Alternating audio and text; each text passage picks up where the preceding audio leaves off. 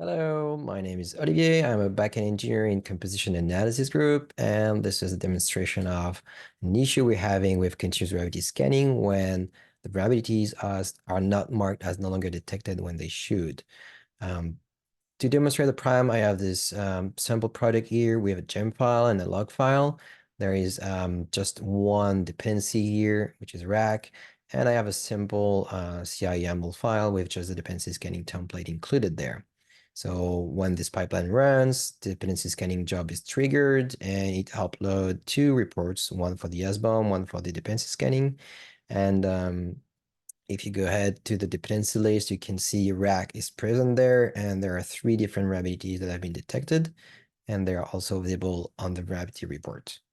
Now, what I want to do is simulate the behavior of continuous vulnerability scanning, which is creating vulnerabilities in the background outside of the pipeline process when a new advisory is published and synchronized.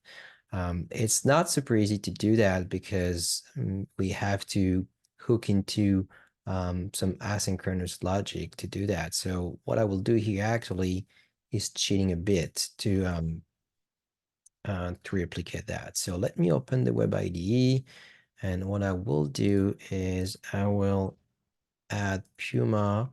Actually, I will just copy paste that. So I would usually do that on my machine and run bundle install to update the log file, but for the sake of that demonstration, I will just do everything in the web IDE. So I'm just copy pasting what is the output of the gemfile.log after running bundle install.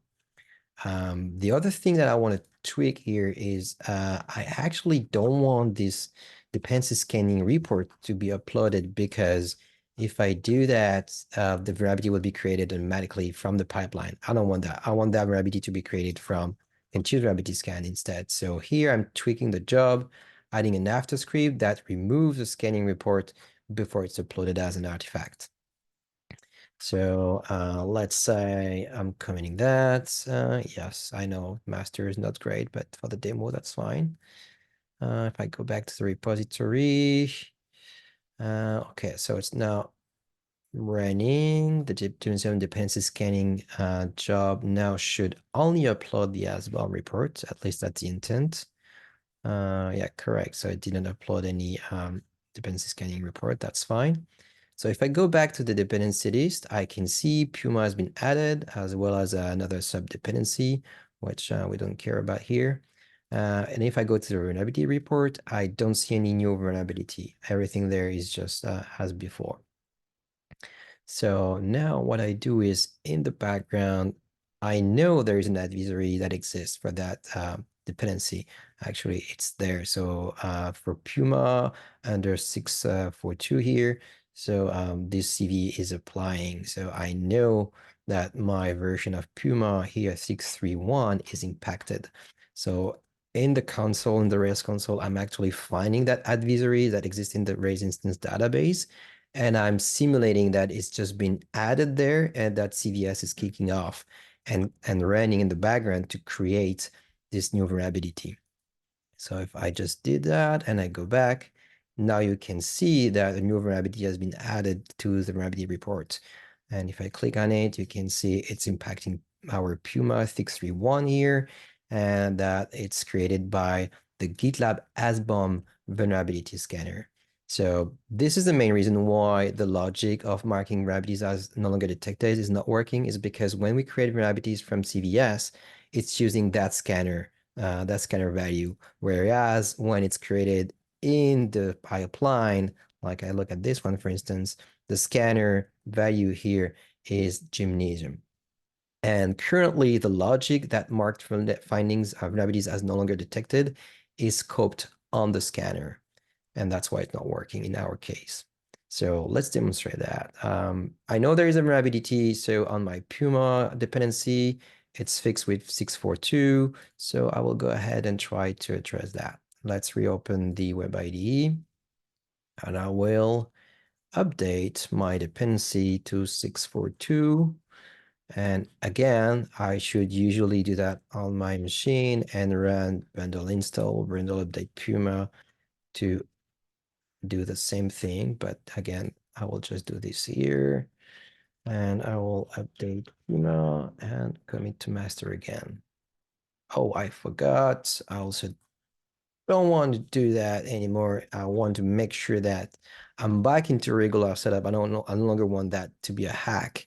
Um, Restore a regular TS job, because in the usual setup, what you would have is anytime you're changing your dependencies, the dependency scanning job will run as usual, meaning it will generate both an SBOM report and an updated dependency scanning report, which no longer contain that vulnerability. And then the intent is that since the vulnerability is no longer reported in that new dependency scanning report, then vulnerability management system is marking it as no longer detected. But as we will see here, it will fail. So looking at the definition dependency scanning job, it's now uploading again the dependency scanning report. And if I go to the dependency list, I should see Puma is on 642, which is okay. And if I go to the vulnerability report, oops, unfortunately, it's still there. And that's a problem we want to address because I've updated to 642, so this should be marked as no longer detected. So let's go back to, I'm actually going back to the source code here of my JDK. I will also go ahead and restart to make sure that everything is correctly reloaded. And okay. So now I do have the fix available. It might take a while for the web UI to get back to life. I should come up with a waiting music, like an elevator song, something like that. Just closing all the tabs in the meantime. Okay, so now that the new logic is in place, I will go ahead and start a new pipeline that should simulate that we were in the previous pipeline. I just updated the dependency and I'm rerunning a usual dependency scanning job. So this job is now reporting an SBOM that is containing the updated version of the dependency, and the dependency scanning report is still no longer reporting that vulnerability. And what I'm expecting right now is that this vulnerability is no longer present in the vulnerability report. I mean, it's shown as no longer detected. Sounds good. Now, if I go to no longer detected, I can see it back. And as you can see, even if it's reported by the GitLab SBOM vulnerability scanner, it's marked as no longer detected as we would like. There are some additional gotchas if you're tinkering with the SBOM only and not playing with the and not running the usual dependency scanning job. You won't have that working out of the box yet, but this should be the usual setup. Like people just including the dependency scanning job, not playing with custom SBOM report and stuff like that. So this is a good fix in the meantime, and until we further address the scanning of SBOM on SBOM changes. Anytime there will be an SBOM that is ingested, we will directly do the scan in the raised background, in their background at the same time. So we will no longer have to require a dependency scanning report to be uploaded from the dependency scanning job in the pipeline. So hopefully that's helpful. And if you have any question, feel free to reach out. Thank you. Bye.